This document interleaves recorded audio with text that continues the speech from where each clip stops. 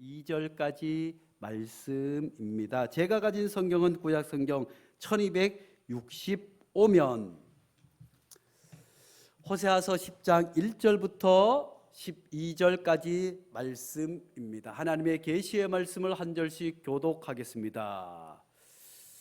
이스라엘은 열매 맺는 무성한 포도나무라. 그 열매가 많을수록 재단을 많게 하며 그 땅이 번영할수록 주상을 아름답게 하도다. 그들이 두 마음을 품었으니 이제 벌을 받을 것이라. 하나님이 그 제단을 쳐서 깨뜨리시며 그 주상을 허하시리라. 그들이 이제 이르기를 우리가 여호와를 두려워하지 아니하므로 우리에게 왕이 없거니와 왕이 우리를 위하여 무엇을 하리요 하리로다. 그들이 헛된 말을 내며 거짓 맹세로 언약을 세우니 그 재판이 바디랑 곧 독초 같으리로다.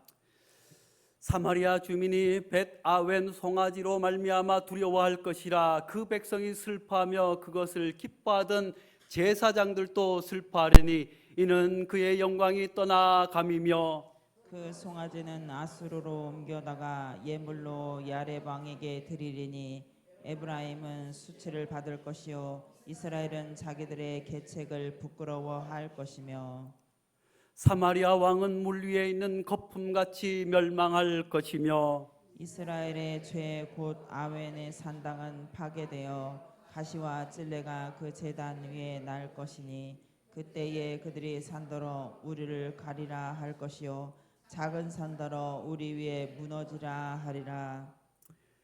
이스라엘아, 내가 기브아 시대부터 범죄하더니 지금까지 죄를 짓는구나. 그러니 범죄한 자손들에 대한 전쟁이 어찌 기브아에서 일어나지 않겠느냐. 내가 원하는 때에 그들을 징계하리니 그들이 두 가지 죄에 걸릴 때에 만민이 모여서 그들을 치리라. 에브라임은 마치 암소 같아서 마치 길들인 암소 같아서 곡식 밟기를 좋아하나 내가 그의 아름다운 목에 멍에를 메우고 에브라임 위에 사람을 태우리니 유다가 밭을 갈고 야곱이 흙덩이를 깨뜨리리라. 너희가 자기를 위하여 공의를 심고 인애를 거두라. 너희 묵은 땅을 기경하라. 지금이 곧 여호와를 찾을 때니 마침내 여호와께서 오사 공의를 빛처럼 너희에게 내리시리라. 아멘. 이 말씀은 살아계신 하나님의 말씀입니다. 한국교회가 환경주의를 지키고 제정하고 지켜온 지 어느덧 40년이 되었습니다. 40년이 되었다고 하는 것은 이미 40년 전부터 그 전부터 환경 위기가 기후 위기가 우리 앞에 닥쳤다고 하는 말이 되겠습니다. 그렇지만 그동안 교회는 이 문제에 대해서 심각하게 여기지 않고 살아왔습니다. 1960년도에는 우리나라가 급속하게 가난에서 벗어나기 위해서 이제 공업화를 위해서 애쓰고 힘썼습니다.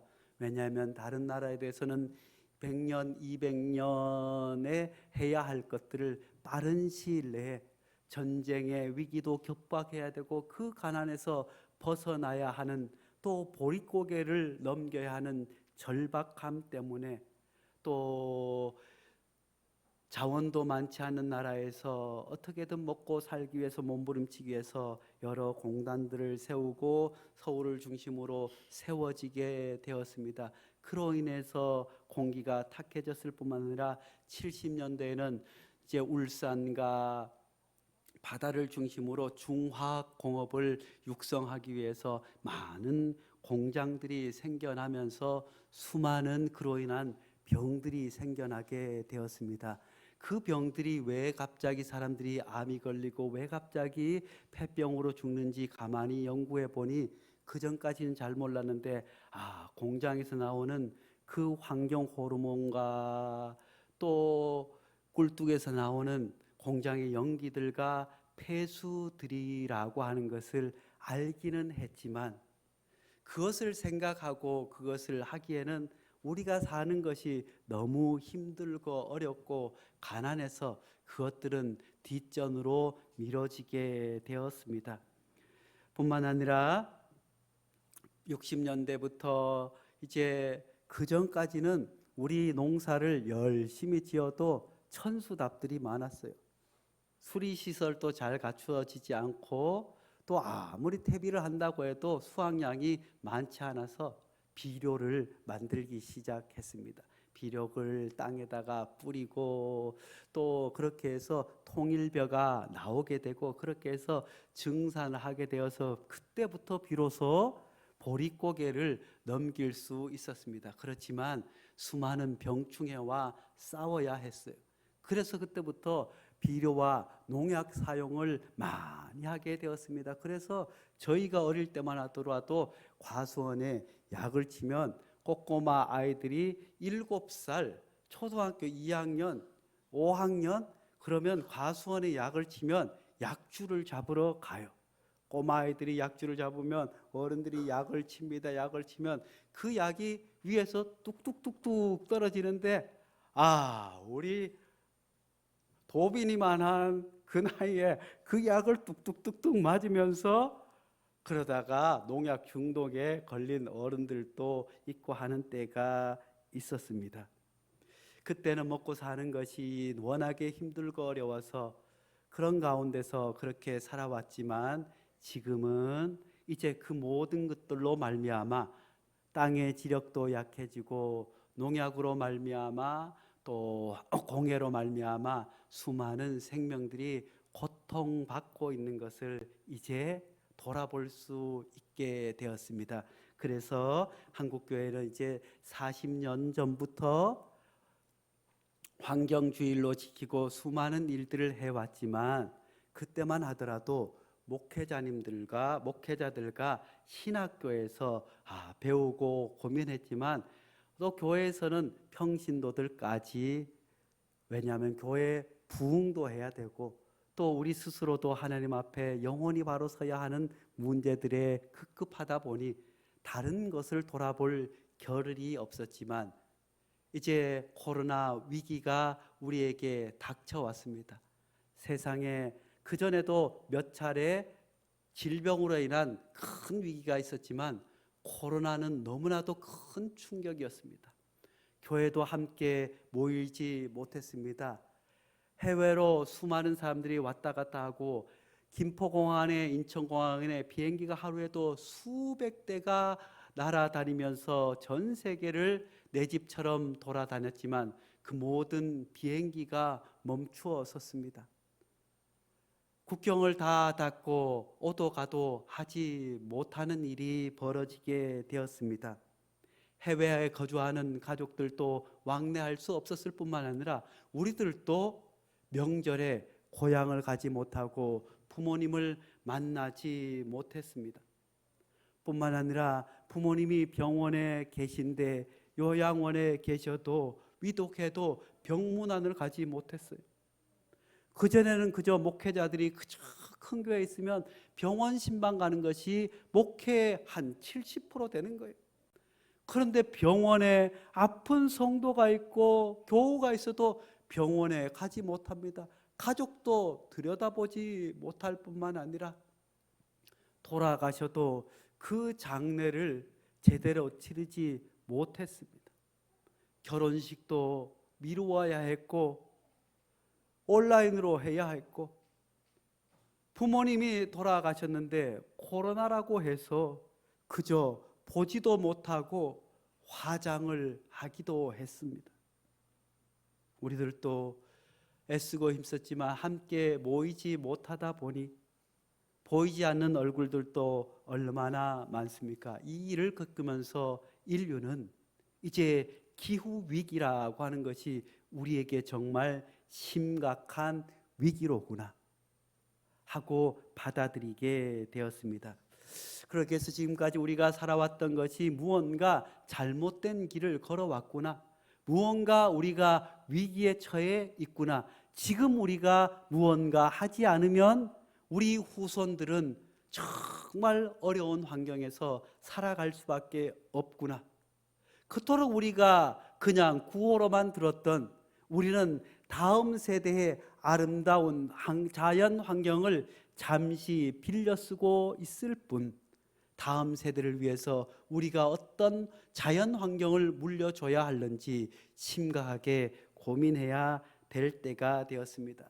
그리고 과학자들도 이제 이구동성으로 지구는 자연과 인간이 함께 살아가는 터전임을 망각하고 자연의 영역을 침범하면서 인간의 욕심으로 말미암아 인간이 그저 잘 살기 위해서 하나님께서 우리에게 창조하시고 잘 다스리라고 말씀하시고 당부하셨던 그 자연 환경을 함부로 파헤치고 함부로 인간을 중심으로 함부로 쓰고 함부로 버림으로 말미암아 지금 이렇게 큰 위기가 왔음을 많은 사람들이 깨닫게 되었습니다. 그렇다면 우리가 이 위기 가운데 우리 그리스도인들은 어떻게 살아가야 하며 어떤 삶을 살아야 세상의 빛과 소금의 역할을 감당하며 하나님께서 창조하신 이 아름다운 창조 세계 위에 자사손손 하나님을 찬양하면서 아름답게 살아갈 수 있을까요?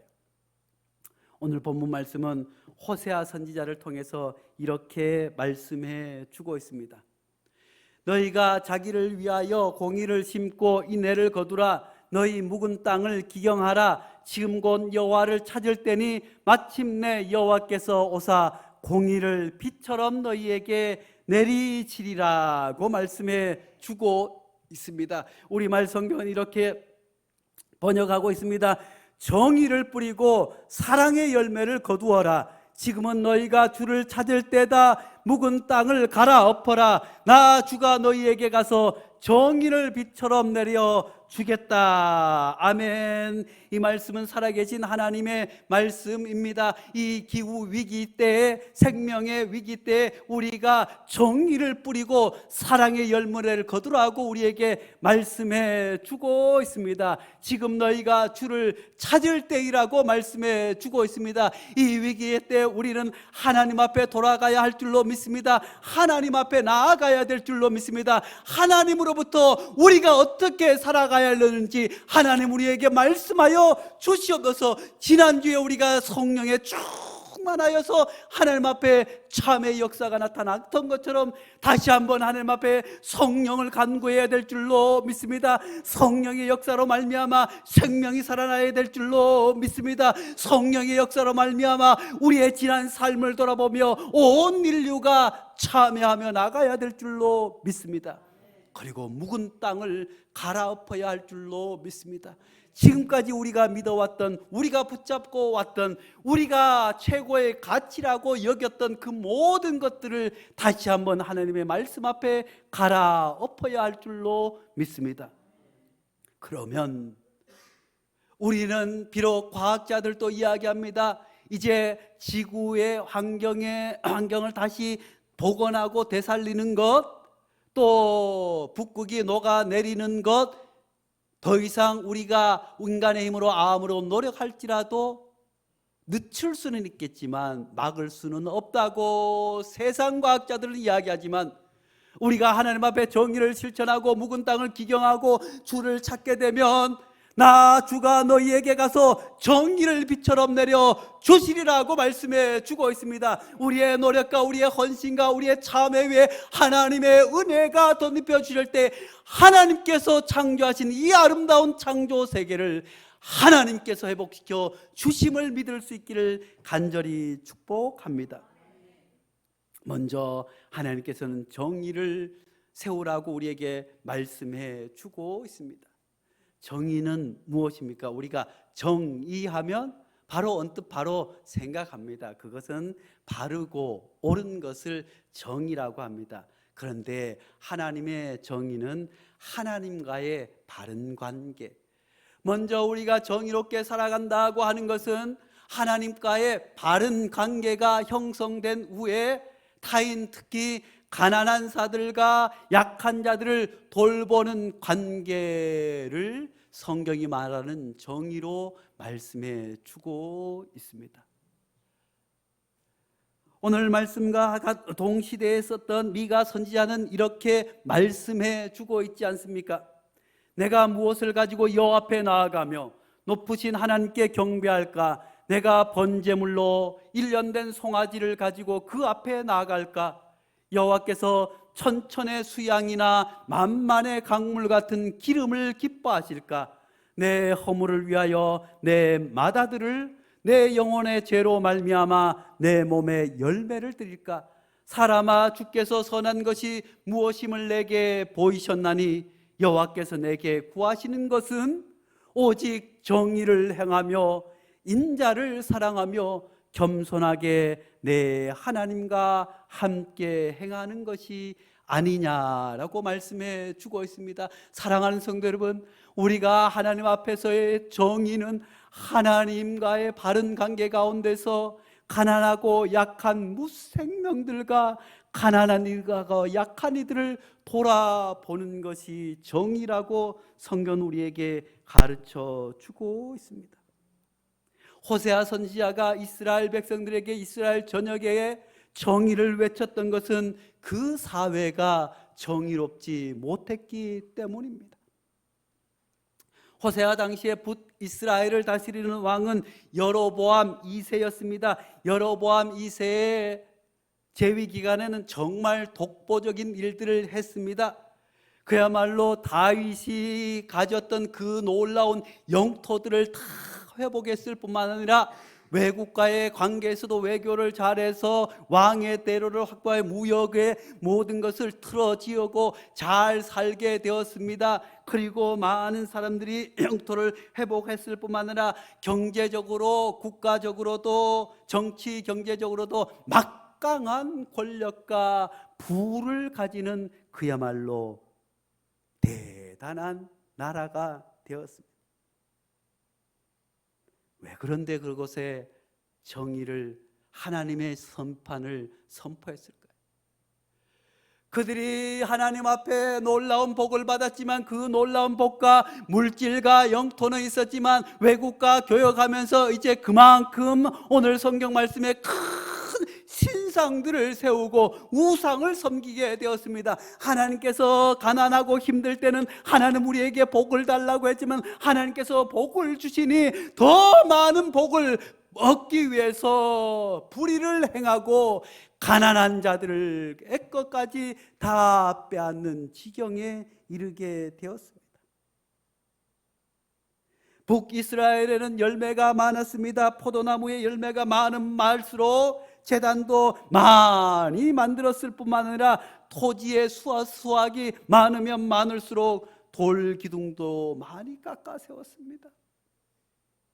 돌기둥을 많이 깎아 세웠다고 하는 것은 우상을, 오늘날도 마찬가지 아니겠습니까? 우리들 또 하나님 안에서 하나님께서 주신 복이 얼마나 많습니까? 그럼에도 불구하고 더 많은 돈을 벌기 위해서, 더 잘 살아보기 위해서 우리들 또 그렇게 돌기둥을 세우며 살아가지 않으신지요? 그리고 그들은 두 마음을 품었다고 말씀해 주고 있습니다. 호세아서 10장 1절 말씀 이렇게 말씀하고 있지 않습니까? 이스라엘의 열매 맺는 무성한 포도나무라, 그 열매가 많을수록 재단을 많게 하며 그 땅이 번영할수록 주상을 아름답게 하도다. 그들이 두 마음을 품었으니 이제 벌을 받을 것임이라. 하나님이 그 제단을 쳐서 깨뜨리며 그 주상을 허시니라 라고 말씀해 주고 있습니다. 이스라엘 백성들은 두 마음을 품게 되었습니다. 이제 하나님을 섬긴다고 했지만 마음속에서는 이방 사람들이 보니 신전을 세우고 신상을 섬기니 그것이 물질의 복을 준다고 해서 그것을 따라서 그들도 그렇게 두 마음을 품었어요. 여호와 하나님만을 섬기라고 했지만 우상도 함께, 교회에 올라오지만 돈도 함께 섬기게 되었습니다. 두 마음을 품는다고 하는 것은 이렇게 갈라진 마음뿐만 아니라 겉으로는 하나님을 섬기는 것 같지만 속은 다른 마음을 품고 있는 거예요. 겉으로는 사랑하고 섬긴다고 하며 사랑을 고백하지만 속으로는 뒤에 가서 호박씨 까고 다른 사람을 욕하는 거예요. 그렇게 이스라엘 백성들은 겉으로는 하나님을 섬기는 것 같았지만 속마음은 물질의 풍요를 따르며 우상을 숭배했기 때문에 호세아 선지자를 통해서 심판과 정의를 외치게 하셨습니다. 우리는 지금 전 지구적으로 생태 위기에 직면해 있습니다. 환경오염 및 파괴로 멸종 위기에 처한 야생동물이 증가하고 있을 뿐만 아니라 생물의 다양성이 파괴되고 기후변화에 따른 기상이변으로 전 세계가 얼마나 고통받고 있습니까? 우리들도 올여름에는 어떤 기상이유가 우리를 괴롭히게 될는지, 올가을에는 또 어떤 태풍이 오게 될는지, 겨울에는 또 얼마나 추울지 우리가 그렇게 걱정하고 있지 않습니까? 사실 이러한 현상은 우리의 삶과 무관하지 않습니다. 자연 생태계를 하나님께서 창조하시고 잘 다스리라고 말씀해 주시고 함께 살아가라고 말씀해 주셨지만 우리는 하나님의 창조 세계를 동반자로 보살펴야 할 대상으로 여기지 않고 함부로 이용하고 인간을 위해서 다 파헤치고 사용한 것 아니겠습니까? 청지기로서의 사명을 잊어버리고 생명을 존중하기보다 물질과 풍요를 위해서 생명을 짓밟은 결과로 오늘 우리가 그런 고통을 당하고 있지 않습니까? 이런 상황 가운데서 하나님께서는 바르고 옳은 일을 행하라고 우리에게 말씀해 주고 있습니다. 생태 위기의 시대에 우리에게 요청하시는 하나님의 정의는 다름 아니라 생태 정의임을 기억해야 할 줄로 믿습니다.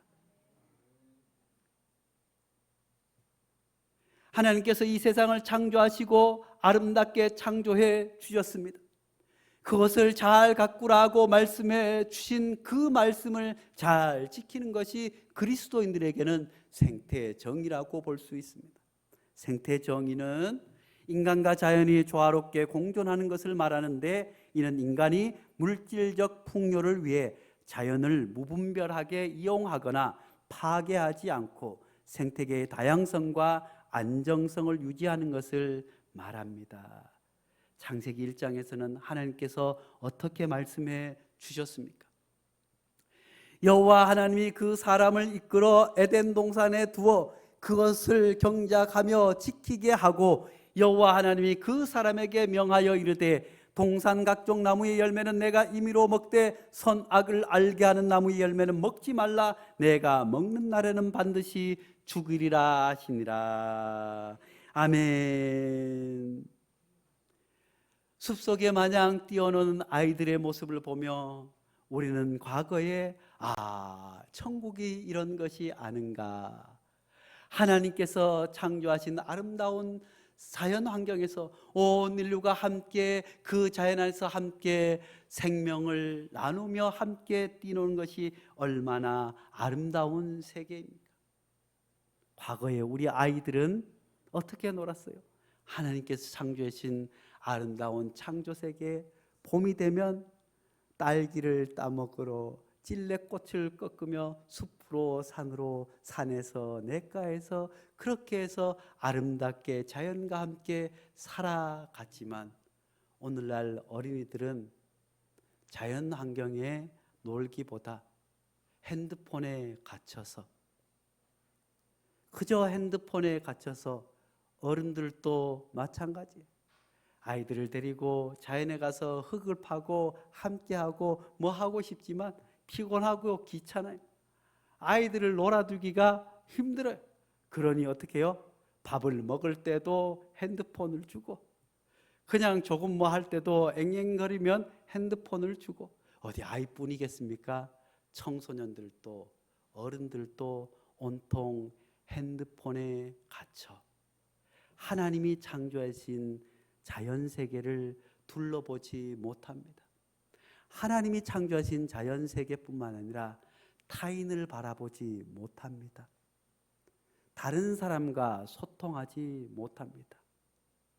그저 핸드폰 안에 갇혀서 나만 생각하는 이 세태 가운데 눈을 들어 하늘을 바라볼 수 있기를 간절히 축복합니다. 하나님께서 창조하신 이 아름다운 세계를 바라볼 뿐만 아니라 타인을 바라볼 수 있는 은혜가 있기를 간절히 축원합니다. 나 외에 다른 사람이 함께 살아가고 있고, 나와 다른 생각을 가진 사람이 함께 어울려 살아가고, 우리가 함께 바라보고 함께 살아가고 있는 공동체임을 바라볼 수 있기를 간절히 축원합니다. 이제 우리가 이런 위기 때 어떻게 하면 우리가 하나님께서 창조하신 생태 정의를 실천하며 하나님의 창조 세계를 아름답게 가꾸어 나갈 수 있겠습니까? 먼저 우리는 경청해야 됩니다. 경청해야 되는 것은 먼저 잘 듣는 것입니다.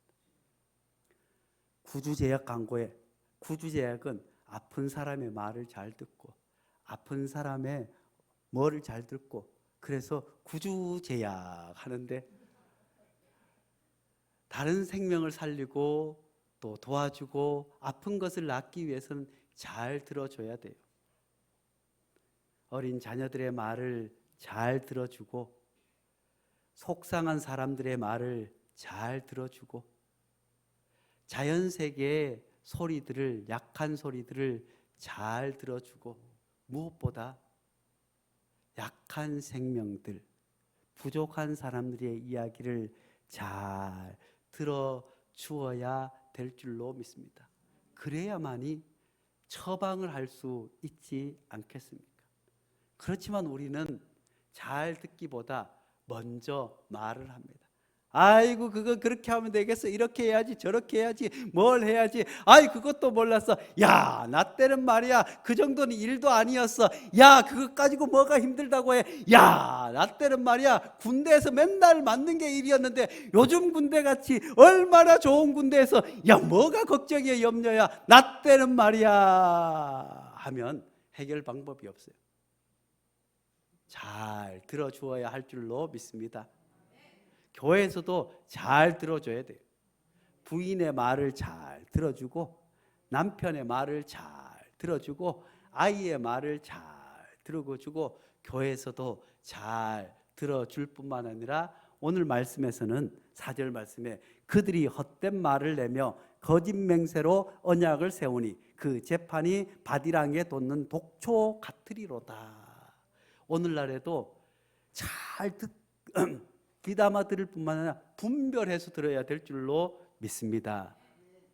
사실 인류가 가장 무서운 것은 핵 아니겠어요? 그리고 핵 발전 아니겠어요? 사실은 핵 발전을 통해서 온 인류가 어마어마한 에너지와 전기를 잘 쓰고 있지만 문제는 핵 폐기물을 처리할 방법을 아직 찾지 못했어요. 그래서 일본에서도 후쿠시마 원자력 발전소가 쓰나미로 파괴될 줄 아무도 몰랐어요. 지금은 일본이 그렇지만 그때만 해도 미국을 버금가는 전 세계의 과학가, 최첨단가, 경제 대국 중에 대국. 그리고 원자력 하면 가장 앞선 나라. 그리고 지진이 많았기 때문에 일본의 내진 설계는 전 세계가 인정할 뿐만 아니라 일본에는 어떤 지진이 와도 다 끄떡 없을 것이라고 자신했던 후쿠시마 원자력 발전소가 파괴되었어요. 파괴되었는데 어떻게 할 수 없어요. 멈출 수 없어요. 그래서 할 수 있는 방법은 바닷물을 끌어다가 계속 식히는 거예요. 식히는데 그 오염된 물을 버릴 수가 없어서 저장해 둔 것이 어마어마하게 많다는 거예요. 그런데 지금 그것을 바다에 버리겠다고 하는, 바다에 버리겠다고 하는데 잘 분별해야 돼요. 버려도 된다는 사람들이 있어요. 우리에게 영향이 없다는 사람들도 있어요.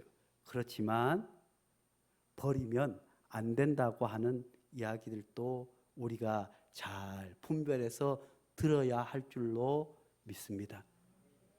지금까지 인류가 사실 핵 발전보다 더 효율적인 에너지원을 발견하지 못한 것이 사실입니다. 그렇지만 인류는 지금이라도 모두가 탈핵을 해야 된다고 얘기합니다. 왜냐하면 지금은 우리가 잘 쓰지만 다음 세대가 닥칠 핵 폐기물로 인한 위기를 감당할 수 없습니다. 이미 과학적으로 그것은 인류가 감당할 수 없다고 결론이 났어요. 그래서 뭐예요? 그래서 태양열 에너지, 신재생 에너지를 쓰자고 하지만 아직까지 핵보다 효율이 떨어져요.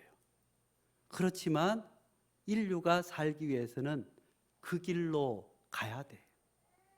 그래서 우리 교회도 함께 이 일을 위해서 기도하고 실천할 수 있기를 간절히 축복합니다. 무엇보다 잘 분별해서 들을 수 있기를 간절히 축복합니다.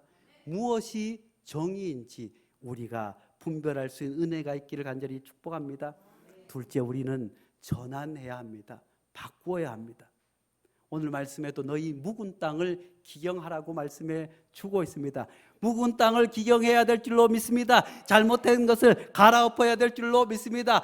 예전에 유재석이 노래를 불렀어요. 싹 다 갈아엎어 주세요. 싹 다 잘못된 것을 갈아엎어 주세요 하는데 잘못된 모든 것을 싹 다 갈아엎어야 될 줄로 믿습니다. 그런데 이 말씀을 듣다 보면 우리는 바깥으로 향하게 됩니다. 정치를 싹 다 갈아엎어 주세요. 경제를 싹 다 갈아엎어 주세요. 잘못된 사람들을 싹 다 갈아엎어 주세요. 저 사람을 싹 다 갈아엎어 주세요. 그런데 성경은 너희라고 말씀해 주고 있습니다. 정치인들, 경제인들, 일본 사람들, 중국 사람들, 미국 사람들 아니라 너희. 우리가 먼저 하나님 말씀 안에서 우리의 잘못된 것들, 잘못된 가치관, 잘못된 습관, 그 모든 것들을 생명을 살리는 일로 갈아엎어야 할 줄로 믿습니다. 그리고 우리는 함께 해야 될 줄로 믿습니다. 우리 베델교회는 지금까지 더불어 숲이 되는 교회, 모든 생명이 함께 어울릴 수 있도록 지금까지 함께 해 왔습니다. 특별히 우리 교회는 더불어 숲이 되는 가운데 가장 약한 존재는 어린이와 노인 세대를 찾고 있습니다. 그래서 어르신들을 섬기는 일에 더욱더 힘쓸 뿐만 아니라 다음 세대를 위해서 최선을 다하고 있는데, 우리 지난번에 어린이 전도잔치를 했어요. 그때 우리 어린이들이 하나님께서 창조하신 아름다운 창조 세계를 지키기 위해서 친환경 에코백을 만들었어요. 그리고 그림을 그렸어요. 얼마나 놀라운 글. 우주가 1등을 했어요. 이야, 우주의 그림을 보면 정말 얼마나 그림도 잘 그리는지 우리가 생각하지 못하는 그런 영적인 감수성이 있지 않습니까? 언제 우리 어른들도 한번 이런 거 해볼까요? 그래요. 우리가 살아가는 지구를 아름답게 살리기 위해서는 잘난 사람, 앞선 사람만 할 수 없어요. 모든 사람이 함께 손잡고, 특별히 약하고 부족한 사람들과 함께 손잡고 어깨 걸고 나감으로 말미암아 하나님이 창조하신 아름다운 창조 세계를 살려나갈 수 있는 우리 베델교회 성도들 될 수 있기를 간절히 축복합니다. 이 시간 기도할 때 다 함께 화면 보면서 한 목소리로 공동 기도를 드리겠습니다. 다 함께 같이 합니다. 시작. 하나님, 지금 이 시간 우리는 거대한 위기 앞에서 두려움에 사로잡혀 있습니다. 기후위기로 인해 지구 생태계 생명체들과 우리의 이웃들이 고통을 겪고 있습니다.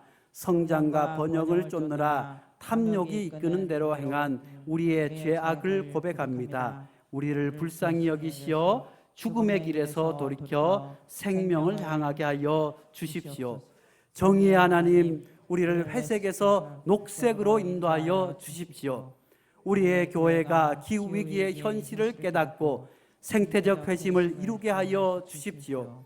우리가 그리스도의 말씀을 따라 하늘을 나는 새와 들의 꽃들을 바라보게 하여 주십시오. 우리 모두가 기후 정의를 위한 일에 목소리를 내고 헌신하게 하여 주십시오. 평화의 하나님, 우리를 탐욕에서 은총으로 인도하여 주십시오. 우리의 사회가 탐욕의 눈이 어두워 주님의 은총을 떠났음을 깨닫게 하여 주십시오. 우리가 이미 창조 세계에 베푸신 은혜가 차고 넘침을 기억하게 하여 주십시오. 우리 모두가 먼저 기후 약자들을 돌아보고 살피게 하여 주십시오. 생명의 하나님, 우리를 절망에서 희망으로 인도하여 주십시오. 우리 세대가 다가오는 위기 앞에서 낙심하여 쓰러져 있지 않게 하여 주십시오. 우리가 새 하늘과 새 땅을 소망하며 생명을 향한 걸음을 시작하게 하여 주십시오. 우리 모두가 하나님의 창조 세계를 회복하는 거룩한 사명에 동참하게 하여 주십시오. 기도를 이어가는 곳마다 정의, 평화, 생명의 하나님께서 우리와 함께하여 주십시오. 예수님의 이름으로 기도드립니다. 아멘.